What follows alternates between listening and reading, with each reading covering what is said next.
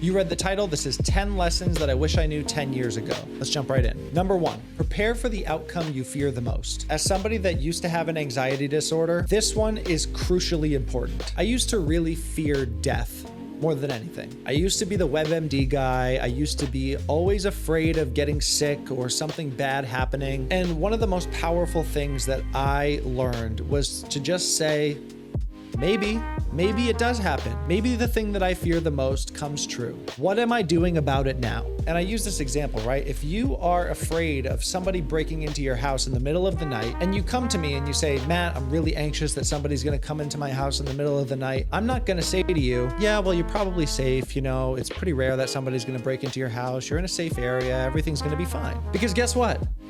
Somebody might break into your house. I don't know where you live. I don't know if it's uncommon for people to break into your house in your area. And even if it's not, it still happens sometimes. So I would be lying to you if I said that that's not going to happen. It might. But the question is, what are you doing about it? Just based on the fact that it might happen, you should be preparing for it. If you want to curb your fear about the thing that you fear the most, then you have to prepare for it in the event that it happens. If you ask one of the gun guys or a black belt in Brazilian Jiu-Jitsu or an MMA fighter or a boxer or something like that, if they fear somebody breaking into their house, you know what they're going to say? Try me. Come try to break into my house.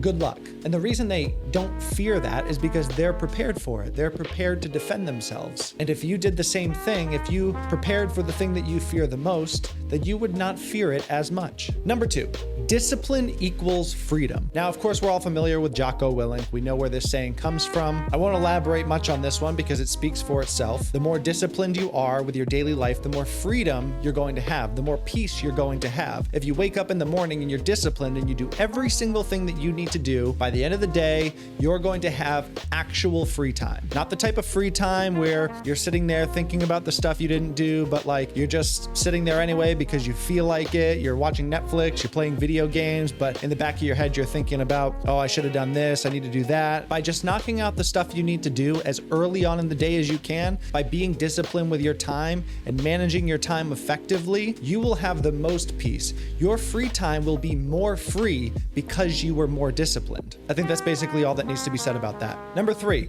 confidence is earned, not given. I think a lot of people, including myself at another point in time, think that confidence is something that is given. It is a genetic trait that is gifted to people, but it's not the case at all. Confidence is something that you have to earn. You don't get to just wake up one morning and be confident. Now, there are some people like that. There are some people who are inherently confident, just like there are some people who are inherently social and inherently good at basketball or whatever. But it's just like anything else. It's basically a skill. Let's take something like playing the guitar, for example, right? If you went to a rock concert and they said to you, hey, will you come up and play this epic guitar solo, but you've never picked up a guitar in your life? Are you going to have confidence about that? Probably not. But if you've mastered the craft of playing the guitar, if you've spent thousands of hours working on this solo and they say, hey, Matt, do you want to go up there and play this solo? You'll be like, hell yeah, cool as a cucumber, because you've earned confidence through repetition. And the same goes for anything else. If you want to have confidence in your social skills, you need to practice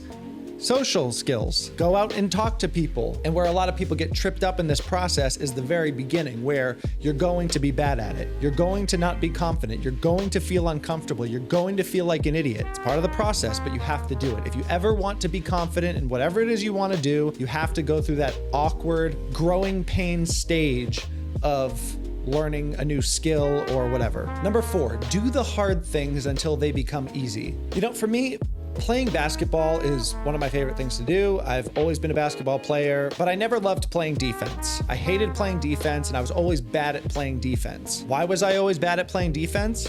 Because defense is hard. I've always been a shooter. I've always been a scorer. That's something that I've always enjoyed to do because I'm better at it. And it was the only thing that I worked on. I spent the entire summer just shooting and shooting and shooting and shooting. And I got damn good at shooting, but by the time the season rolled around, I'd be wondering why I wasn't being put into the game. It's because I didn't work on the stuff that was challenging to me. Had I just worked on those things and gotten just as good at those things until they became the thing that was easy for me to do, I would have had so much more playing time. I would have had a much better experience. Imagine if my scoring ability was coupled with a defensive ability of the same caliber. The hard thing to do is the thing that you need to do. And you need to do it repeatedly until it becomes easy. And it's hard to not be the best version of yourself when you've eliminated all your weaknesses, when you've turned every weakness into a strength. So work on the hard things until they become easy. Number 5, you are a community of people stretched across time. This is a quote that I heard from Jordan Peterson a few months back, and it blew my mind. The concept basically goes like this: you are not just you today.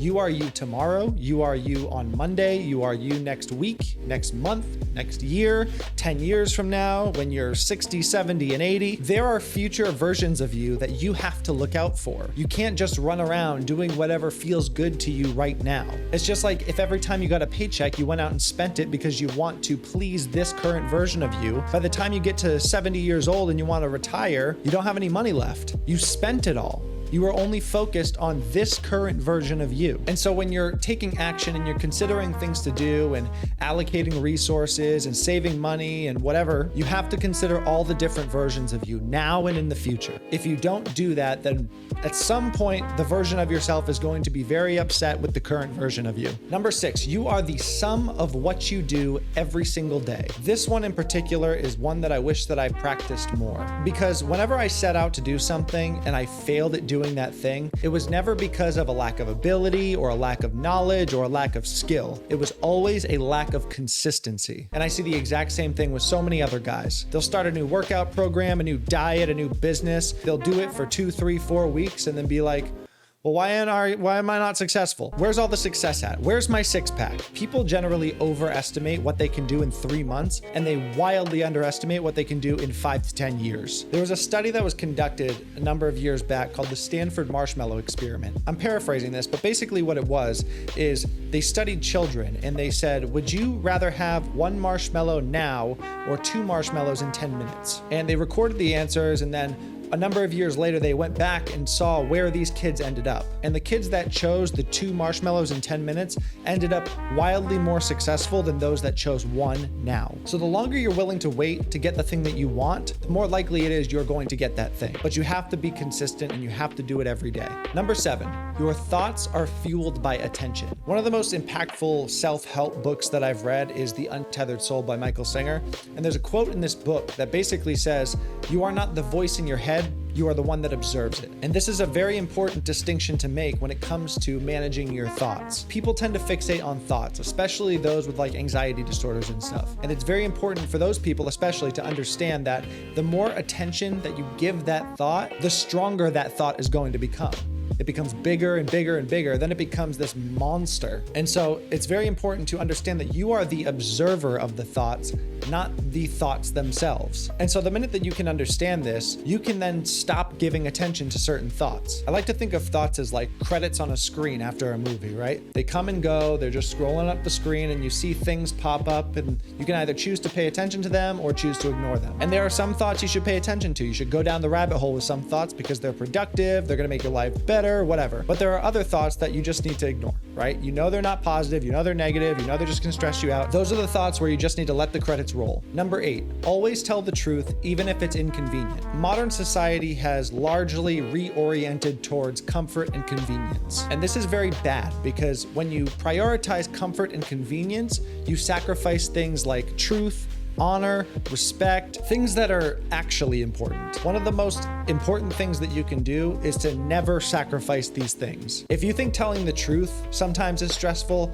try lying all the time, because one lie stacks onto another lie, onto another lie, onto another lie, and then you have like 85 lies that you have to try to make sure people don't figure you out on. Not only is it morally right to just tell the truth, constantly lying is going to A, make your life completely miserable, and B, you're not going to be able to have any genuine relationships because nobody trusts you. If you get pinned as a liar, that's it. It doesn't matter what you do, how honest you try to be. People have pegged you as a liar, and that is a very, very difficult thing to undo. Number 9, a man that does whatever he wants becomes a slave to his desires. This is one that I learned more recently than I'd like to admit. As many of you know, if you follow me on the internet, you know that a long time ago, maybe 2-3 years ago, I went through this whole like mental illness phase. I was on medication, depression, anxiety, all that stuff. And I would attribute a lot of the anxiety and depression to just doing whatever I wanted. Played video games, didn't want any responsibility, smoked a bunch of weed, ate whatever food I wanted, didn't care to work out. I just completely stopped taking care of myself. I was a complete